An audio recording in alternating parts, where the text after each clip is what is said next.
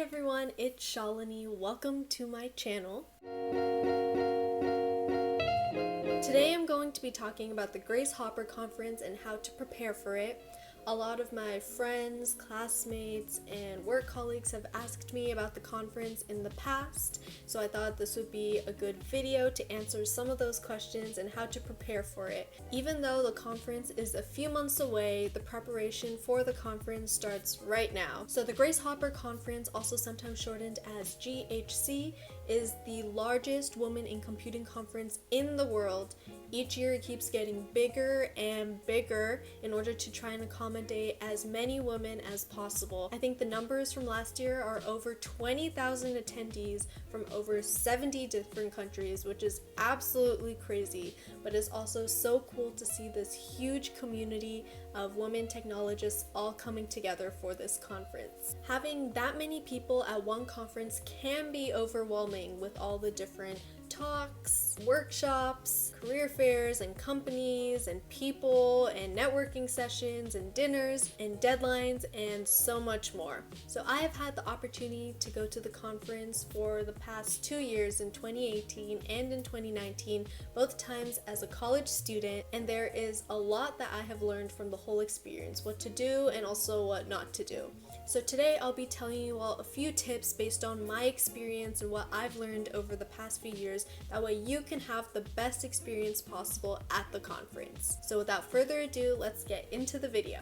Number 1, you want to find your funding. Conferences can be pricey, so the first thing you want to do is figure out a way in order to fund the conference. This could happen in multiple ways, through a scholarship, through an internship or company, through your school, or even self-funding. Anita Borg, the organization that hosts the conference, usually offers some complimentary registration to select students. They also offer a lot of different volunteer positions, so you get a complimentary registration just by helping out at the conference. There are a lot of different companies and organizations that offer scholarships where they cover the registration fees, the flight, hotel, and even on-the-ground fees at the conference. In the months leading up to the actual conference, make sure you look out for any scholarships that go live on social media. There's a Facebook group called Grace Hopper Celebration 2020, or whatever year it is, which is a great resource in order to find out more about different scholarships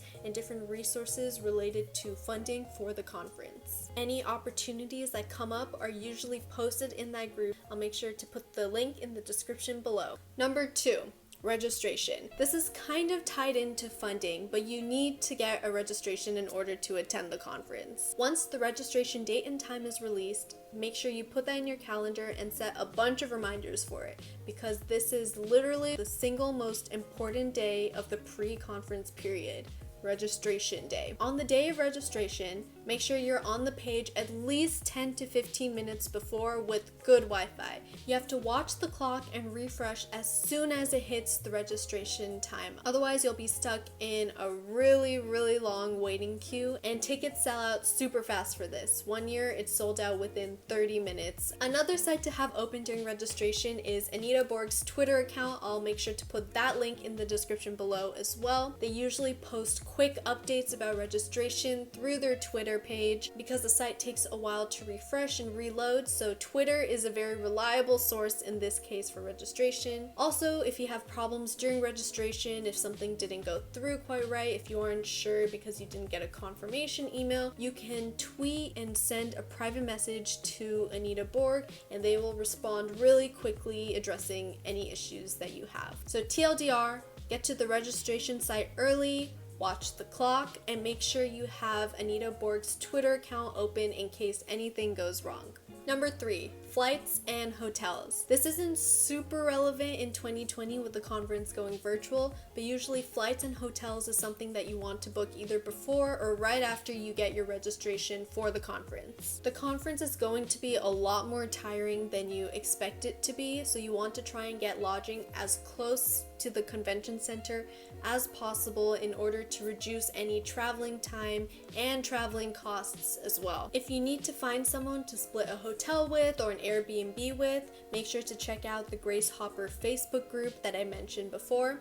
and there are usually tons of people who are also in the same boat trying to find someone else to split their lodging with. Try not to leave this till the last minute. Usually a few months before or even earlier is your best bet in order to get something that you'll actually want. Otherwise, with the amount of people that are coming to the conference, these things do get hard to find and prices do go up the more you wait. So now you've gotten your ticket, your flight, and your hotel. Congrats, you're going to the conference. So now the next step is to plan out your schedule. Number 4. Planning out your schedule. So your schedule is going to vary a lot based on what your goal for the conference is. Based on if you're mainly going to look for an internship, a full-time job, research position, if you're going to attend workshops and a specific track for the workshops, if you're going there to network, going there to give a talk, your goal is going to be completely different, and you want to make sure you plan out your schedule based around that goal. There's usually a conference app that gets released a few months before that you can download on your phone,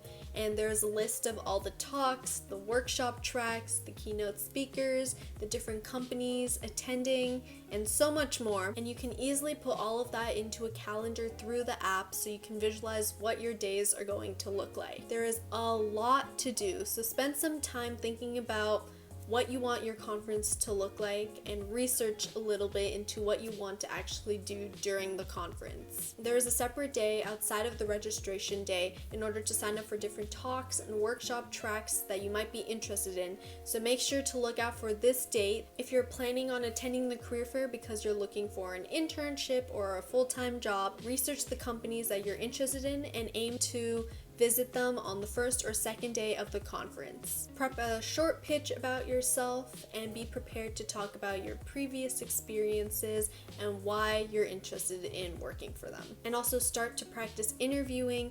Companies at the conference interview for a variety of different types of roles. So based on what roles you're interested in, make sure to start practicing for those. Regardless of what your schedule consists of, it is very important to put your best foot forward for the conference. Number 5. Check your professional links. Make sure to edit and update all of your professional materials, including your resume, your LinkedIn, your GitHub, personal website, cover letters based on what companies you're interested in, and anything else that you might be showcasing to people at the conference. Proofread it, have other people proofread it, make sure your email and phone number are typed in correctly on all of the materials, because that is one of the main forms of communication at the conference between different people. Number 6. Put your resume in the resume database online. The online resume database opens a few months before the conference, usually in June or July if the conference is in the fall. You can submit your resume on there and create a profile which companies and sponsors will have access to before the conference even begins. Make sure to also check your spam email for emails that you might be getting from different companies, because they usually reach out a few months before to try and schedule interviews and network with you. And number 7, the last tip for today, start networking. With so many people attending the conference, this is the ultimate opportunity to start networking.